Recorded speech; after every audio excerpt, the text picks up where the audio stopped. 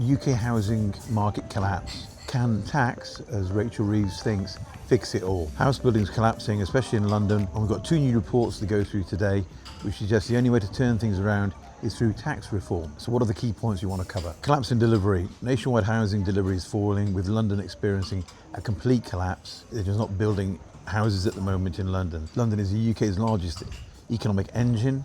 If it stops building houses, it stifles growth, jobs and investment nationwide. I mean, it's the engine room. There's more GDP coming out of London than there is out of the rest of the UK. So that's an issue. This is driving rents higher, limiting affordability and reducing opportunities for investors and developers alike.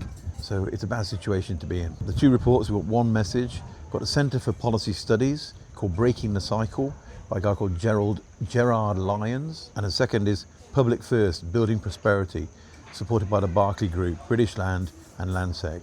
Both agree that tax is a simple, most easiest way to restart house building, basically just looking at what we can do, therefore, what tax breaks need to be brought in. Lyon's key recommendations are the government is focusing currently on too much of balancing the books, okay, which it is. I mean, yes, I know they said when the Conservatives left, they said it was empty, all the money had gone. But I mean, we can't just go through life saving all the time. What sort of lifestyle does that lead us to have? And raising taxes in damaging ways instead of controlling spending is what it should be doing.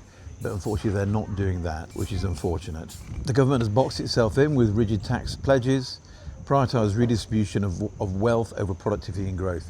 They're so keen to tax the high net worth, and I think it's 22% of all the tax burden in the UK is leveraged on high net worth people, which is the wrong way to do it. It says the top 1%, here's the figure, the top 1% pay 28% of all income tax. Squeezing them further risks killing incentives and reducing overall revenue, which is what it will do. We've seen that with people moving to Dubai and Australia and so on just to get away from it all. So tax reform on property, cut stamp duty on housing on shares immediately, stimulates activity and confidence, reform council tax, which is outdated and regressive, to improve fairness and mobility, avoid wealth taxes, which often fall unfairly on immobile groups such as retirees, small business owners and people with property rich but cash poor assets. It's the baby boomers, it's people like myself who've got these humongous mansions but can't afford to move because they don't want to pay the humongous stamp duty to downsize. If they die, bringing in new inheritance tax rules is just going to punish them further. So other ideas are planning reforms we can bring in. Stop treating the green belt as untouchable. Over-focus on brownfield sites ignores the sheer sale of housing need. Infrastructure must come first. Building rail, road and schools attracts private investment and community support. If you look at the developing economies around the world, I'll quote Australia because I know it very well. They build motorways and it's done. I mean, Jeremy Clarkson, bless him, was talking about China. They're building, I think, 68 miles a month of new motorways. Okay, they haven't got much to start off with, but they're putting the effort in. And that's the point. They need to focus on what is important, is building infrastructure, and that will give us how to get around. When was the last time a new motorway was built in the UK? I certainly can't remember that. Public First proposals are: London has huge potential, particularly in brownfield areas, but development is currently blocked. Key blockers are heavy taxes on developers, community infrastructure levy, building safety levies, residential developer taxes.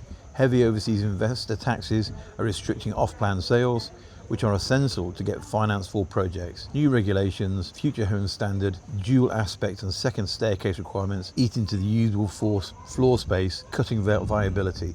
Yes, we all want a nice place to live in, but within reason. And if we can't build a place that's good enough, then it won't get built, which will it's just reducing the availability, increasing rents. So the proposed reforms that report comes up with: cut or remove developer taxes or add tax incentives. I mean, they have done that in quite a few countries around the world, as we mentioned before, Canada, the US and Australia. They're increasing the incentives to get people doing stuff that they should be doing as opposed to holding back. Relax strict design guidelines to allow efficient builds. Yes, do that. Adjust affordable housing quotes or increase grant funding so schemes actually stack up financially.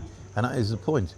If you're only having 4 out of 32 units in any development that are affordable, it makes builders want to do payaways so they don't have to do it. Payaways being where they bribe the council with extra parks and this, that and the other. If reforms are made, what will happen? The Mayor's housing target of 88,000 new homes per year by 2028 could transform the economy in London.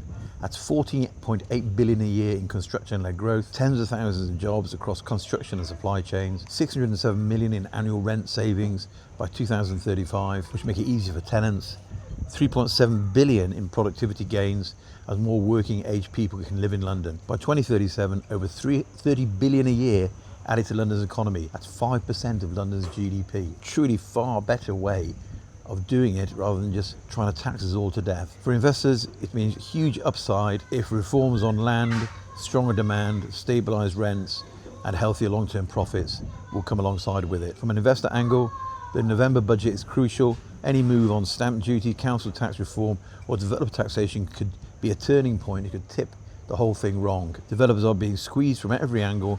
If rules are relaxed, off-planned opportunities could return in force. London's collapse looks bleak, but if reforms are made, the upside is huge. And that's really where we should be at with the UK property market, not where we currently are at, which is squeeze, squeeze, squeeze. Okay, some positive news to end for landlords. Rental yields across England and Wales edged up for the second quarter in a row, driven by sustained tenant demand. According to specialist lender First Mortgages, it reports that most regions posted annual increases in Q3. The North East remained at the top with 9%. It's got farther to go. Followed closely by the North West at 8.5, Yorkshire and Humberside and Wales coming in at 8.2, while the South West 7% and East Anglia 6.6% are big improvements on what we're doing. They're good attractive areas for landlords to invest in. On a national level, average yields across England and Wales rose by 0.3% year on year to reach 7.5%, so a 7.5% increase in rent, okay? If they don't make these changes and there's no more property is built or started, it will get even worse. There'll be even higher rental increases. Fleet's research reveals that limited company borrowing and for 81% of Fleet's Q3 applications, while portfolio landlords continue to be increasingly prominent, with 61% of all applications coming from those who are holding 4 or more properties, and nearly a quarter, 23%, from landlords of 15 or more. First-time landlord activity was held at 12%. So that would indicate that it's not the end is nigh for being a landlord. There's still a lot of upside and there's still a lot of potential, which we're seeing from the lending. Steve Cox, the Chief Commercial Officer there, says that a marked shift towards professionalism. So rather than exiting the sector, many landlords are scaling up, refinancing their portfolios and restructuring their businesses in ways that help them absorb regulatory and cost pressures more effectively, while still pursuing property purchases. Affordability remains a hurdle for those entering the market for the first time, but with tenant demand consistently outstripping supply, rental growth will continue to be a strong deliverer of yield. So that's the whole point. There is good markets to buy in out there. You've got to be a bit more sophisticated and a bit clever. The old mom and pop landlords like myself, we're dumb. You know, you've got to go with the corporate entity now and take that approach to absorb the costs. Some questions. We had Scara Viliogo. Are you of the opinion that we're on the cusp of a massive crash? Also, even if there are further cuts, do you think they've already been priced into buy-to-let mortgages? I need to remortgage 2 in November. Do I think we're on No, I don't.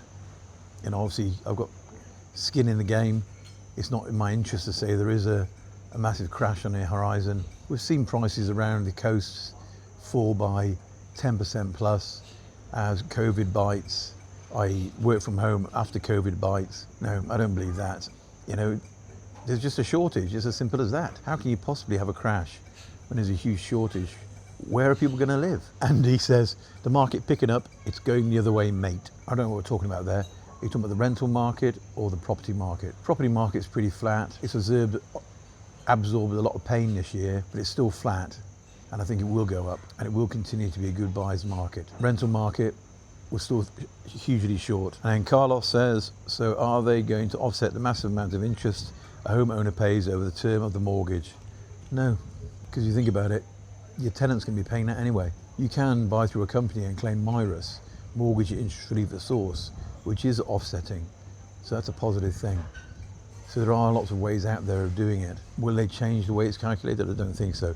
What they need to do is change the way tax is calculated altogether and stop the tax burden increasing on landlords, on high net worth individuals. 20% of all tax is paid by 1% of the population. How is that right? Okay, thank you very much. That's it for this week. Do take care. Cheerio.